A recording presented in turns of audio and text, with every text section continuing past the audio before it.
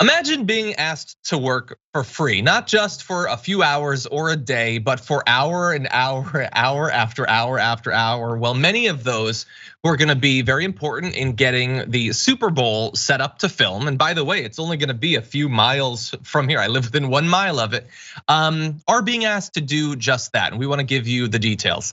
Field cast participants, which include aspiring dancers, actors, singers, and musicians recruited from local drill teams, as well as theatrical community and athletic groups, are expected to be grateful for the once-in-a-lifetime opportunity. But the situation is causing a stir in the dance community. One dance artist, Taja Riley, said, "I think that in a performance that is going to highlight predominantly African-American movers, African-American recording artists, and African-American culture, Inglewood Stand Up, I think this is the opportunity to really step up and do something about this." She also said, "This is way bigger than the Super Bowl. This is another example of the systemic problem in the dance industry where we feel we are being bullied to pony up by participating for exposure only or face being blacklisted if we speak out." And she finally said 400 predominantly unpaid Black workers during Black History Month with Black creators and Black artists. This is unacceptable. Whether it's one volunteer or 400, every single person working in the most profitable event of the year should be paid. And I am assuming, Nina, it will be incredibly profitable, both for the teams and the organization, but for Inglewood as well. That is going to bring in a lot of money. You think, John? You think that might happen? Yeah, I think you're right. No, Miss Riley, I mean, she hit the nail on the head. It is wrong to ask any of the artists to perform for free for hours on hours on hours. And they have the money to do it. So why not spread the love? Why is there a problem with spreading the love to the essential folks? And in that situation, they are very much essential to the entire picture that they're trying to paint. So it's wrong, and they got the money. So just, I hate to say, John, just do the right thing, because sometimes folks don't just do the right thing. No, not unless there's pressure put on them. And that is, right. Sometimes that feels like that's the only power we have, the only chance that we have, but we do have that. So we will try to make sure that and that first of all, that they know that they're being seen, that their concerns are being heard, even if by people who aren't involved in the process, but that those who are can know that we expect better of them. And not just about those workers, those hundreds of workers. We want to remind you, Alabama coal miners who were striking for a long time, months last year, have continued. They're still out there. About 1,100 coal miners in Alabama have entered 2022 still on strike. More than 10 months since they walked out back in April last year, making it the longest strike in the US since the COVID-19 pandemic began, and the longest in Alabama's history.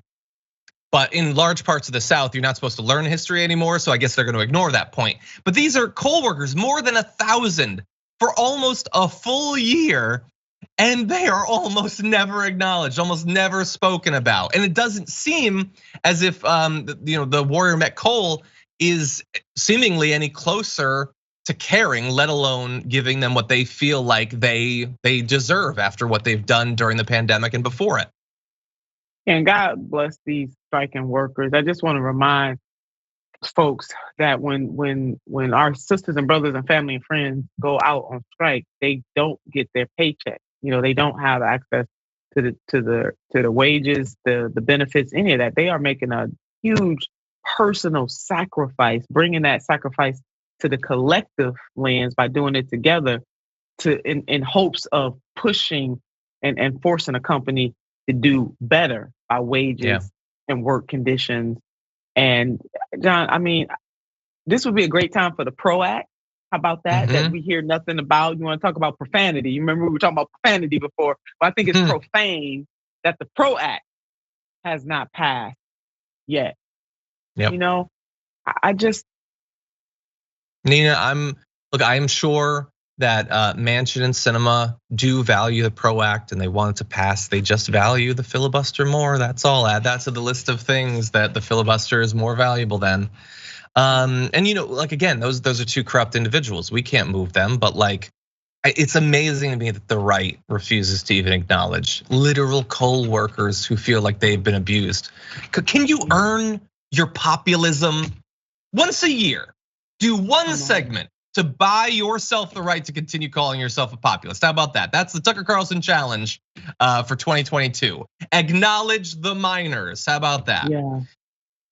By the way, the miners have protested there. They protested in New York. They literally took it to the media to make it easier. And there was a little bit of coverage at that point. Apparently, as of just the 2nd of November, the strike has cost the company $6.9 million. But they'd rather just lose millions and millions of dollars than give it to the workers who are earning it. And this is where government needs to step in, where the referee really needs to step in and put the full weight and pressure on companies like this to do right by the very people who are the lifeblood of them being able to make the profits that they do. I mean, John, I really, no, seriously, and I really don't get this corrupting, excessive greed. I just don't get it. You could be profitable and treat your employees well. Those two things can go together too. And when you think about the backbreaking work of mining coal, John, maybe can't imagine. I don't get it. I don't get it. It's maybe just me. I don't get it. It's not just you. I can promise you that at least. It's numbing. It's numbing. The exploitation that these companies are allowed to do, and then bribe elected officials all along the way. This is what, see, John, this is what we're talking about. Systemic. This is an answer. This is systemic, and it is corrupting. And when political forces won't step in because they care more about their owner donors and not those miners and their families and the economy that it is disrupting as well. Yeah. I agree with everything you just said. Regrettably, you used the word systemic, so the show has now been canceled in Florida. So yeah, we valued our Florida audience, but I guess we don't have any more. Sorry about that. Thanks, Nina.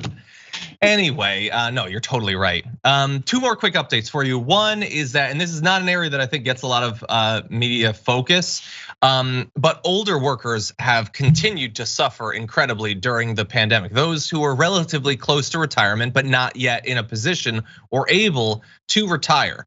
Some 5.7 million workers aged 55 or older lost their jobs in the US back in March and April of 2020. 15% of workers in age demographic that was also experiencing the vast majority of COVID-19 deaths at the same time. The unemployment rate for workers aged 65 and older hit a record rate of 7.5% back in 2020. And even to this point now, it is difficult for some of them to find work. The Guardian profiled one individual, 61-year-old substitute art teacher named Elaine Simmons. She said, is from the Seattle, Washington area, was on a 10-month contract hoping to settle into a more permanent role at the school where she was teaching when the pandemic hit. And now she says, I'm still too young to retire. I'm looking for a dream job. I want my permanent job. I want to be fully set for my pension and my Social Security, but isn't in that point, can't afford to actually retire. And so that's not an area that, again, I think it's focused on a lot, but that's millions of workers who haven't necessarily recouped all of the losses of the pandemic and are in a very difficult position where they only have a little bit more time to save and feel set to retire if and when they ever get to retire at this point. And I'm sure the pandemic will stop many of them from ever achieving that. And I'm glad you're highlighting this type of story, especially John. Ageism is a real thing. And depending on what type of job or jobs you have worked in your life, over the course of your life, you may or may not have enough to even do well during retirement. I mean, we know a lot of elders still have to work even after they get their Social Security. So there is something wrong with that. And you know what we're talking about right now in this specific case, this doesn't have to be, just because it is right now, it doesn't have to be the reality moving forward. We got to do something about 100%. this. I agree.